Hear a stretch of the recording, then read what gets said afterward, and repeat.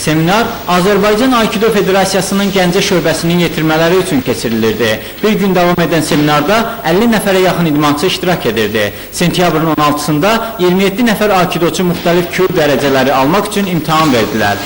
Onlardan 11 nəfəri 6-cı kür, 9 nəfəri 5-ci kür, 4 nəfəri 4-cü kür dərəcəsi aldı. Nazım Quliyev, İsmail Hüseynov, Yalçın Abdullayev isə 3-cü kür dərəcəsinə layiq görüldülər. Şöbənin 2 nəfər yetirməsi artıq qara kəmərə namizəddir. Onlar dan imtahanı vermək üçün beynəlxalq seminarda iştirak etməlidirlər. Aikido Federasiyasının Gəncə şöbəsinin sədri Ramin Yusufovun dediyinə görə, gələn il Gəncədə beynəlxalq seminar keçiriləcək və bu seminara xaricdən mütəxəssis dəvət olunacaq. Gəncə şöbəsində çox gözəl inkişaf gedir.